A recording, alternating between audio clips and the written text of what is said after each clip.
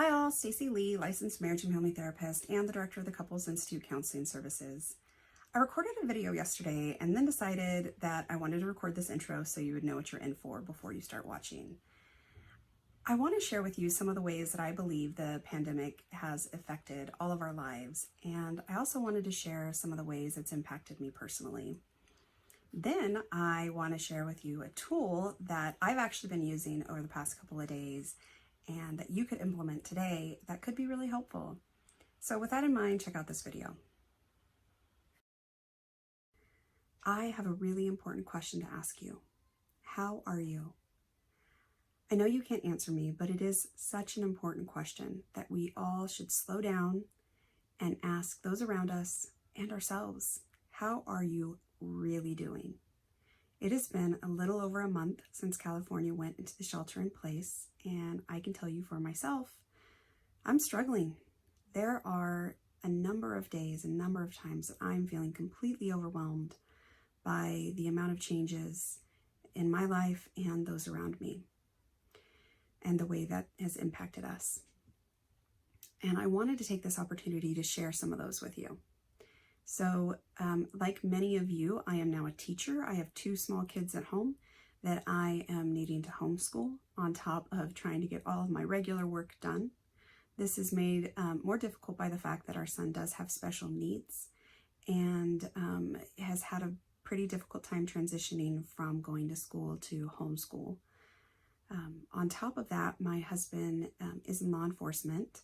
And so although I have seen a number of changes to my job and schedule and the way I need to work, he has not seen those in his job. He's a sheriff's deputy, so he is still going out into the community to be of service. And this impacts us in a couple of different ways. One, because he hasn't seen any changes to his job, he's still away 3 to 4 days a week. So all of those extra obligations and responsibilities are falling on me 100%. The second is a little bit more personal.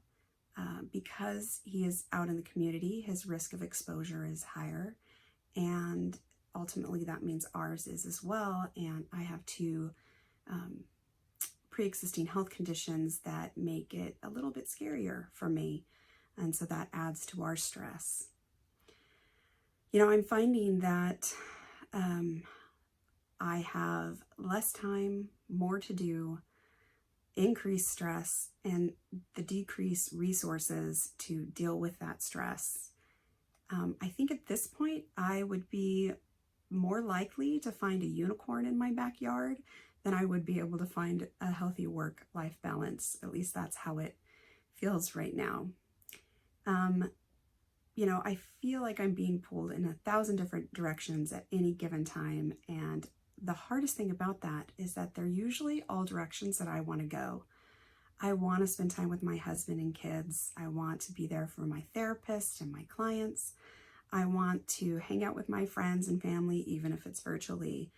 The list could go on. And what I'm finding is trying to be there and for all of those different things is making it hard for me to feel connected to myself. I feel like I'm losing myself, my serenity, and my passion.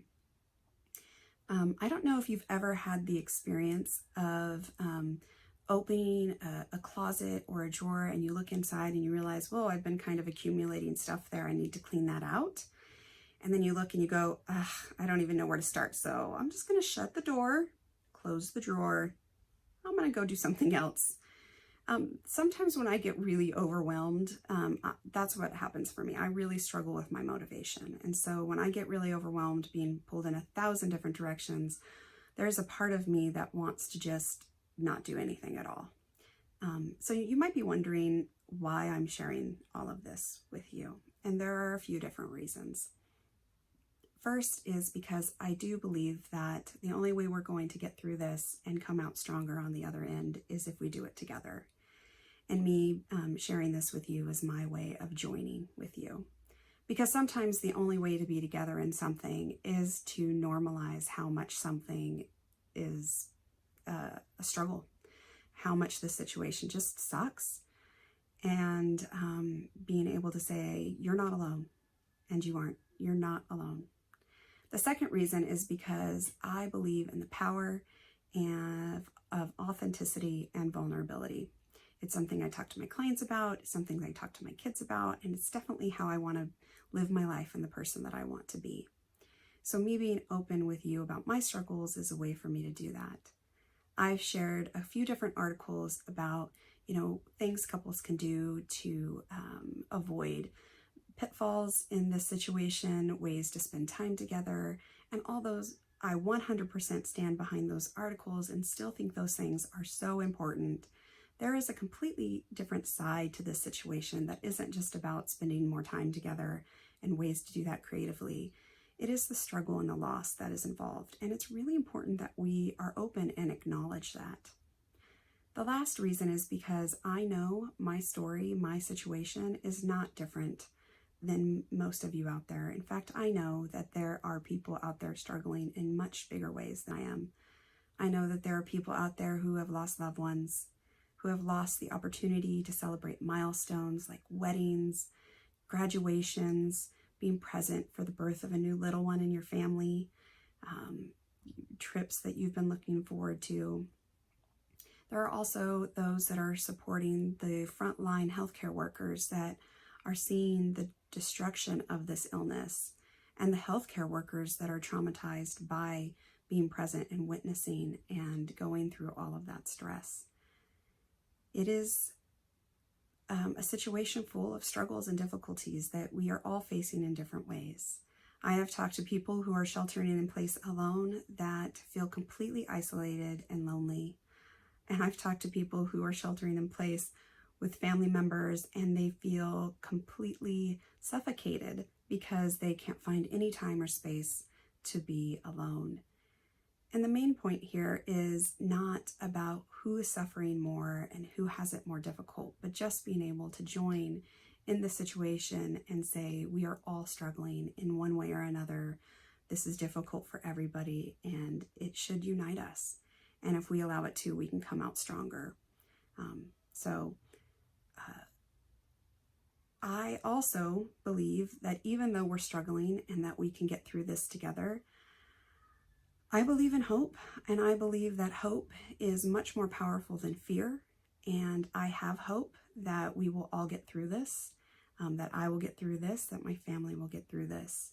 And yet, I still have 1,000 different things pulling on me at any given moment. And I guess I have the choice of trying an experiment to see if I can impact that at all, or at least impact the way I feel about those things. Or I can just resign myself to the situation. So I am a big proponent of experiments. So I'm going to share the experiment I'm going to try with you, or with myself. I'm going to share that with you, and you can adopt it and adapt it and change it for yourself and try it for yourself if you feel like you want to, or maybe you know somebody who would benefit from it and you could share it with them. So I have created a shelter-in-place well-being checklist. And what this is just a couple of steps, main categories with a couple of steps underneath them of things that I want to be, that I want to make sure that I do every day. And I'm going to try this for 30 days. And my goal is not to change how much I'm working, because I don't think that that's going to change. I think if anything, I'm going to get busier. And so I need to find healthier ways to manage my feelings of being overwhelmed and stressed so I don't lose myself and my motivation. So I'm going to share my list with you and what those main categories are. The whole list is going to be below so that you can copy it and make it your own. I'm going to share the main categories with you now. So the first is basic self-care. These are things like showering, eating well, drinking water, good sleep routines, those kinds of things. Basic environment care. This is, making sure that you're keeping things tidy in a way that feels good to you. Sometimes people can let things go, and sometimes people can get really hyper-focused on how clean things are. And so this is being able to say, I want to balance this in a way. The third category is to be mindfully present. So that for me is going to be connecting to each of my 5 senses every day in one way or another, and slowing down and be really present with them. And also reconnecting to gratitude, which is really important and actually does change your brain chemistry when you do it.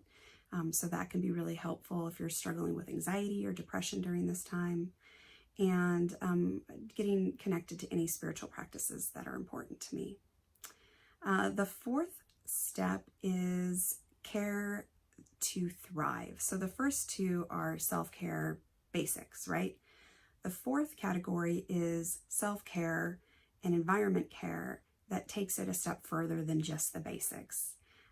For me, some of those are making sure to laugh every day, to do something that I don't want to do, but that I'm going to be really glad I did later. So those are a couple of mine. The last one is helpful ideas. And those are just a list of a few things that I know that I've tried in the past that are helpful if I'm feeling really down or stuck or stressed. And there are also a few that I have heard that have been really helpful to others. Things like watching a funny animal video, doing a meditation, calling a friend, those kinds of things. So that's a little bit of what I'm going to do. And what I would invite you to do is copy it and make it your own. Experiments are wonderful because they don't have to work. If you try something, you learn something. And maybe it's that you don't need to do all of that. Maybe it's that you need to do more of it. But I'm going to try my experiment for 30 days, and I'm going to do little check-in videos to just say, yes, I am doing it, and it is helping, and this is what I'm finding. And I'd love to hear if you try it and what you find. But if you don't try it, if nothing else, I hope that you reach out to those people around you and you slow down enough to ask yourself how you're really doing, because it is an important time to check in with yourself and those around you. Also, if you do find yourself struggling, please hear this message. You are not alone, and there are resources out there for you. All of our therapists here are offering online therapy, and we do very much care about our communities and want to be of support. So reach out to us. We can help. Take care.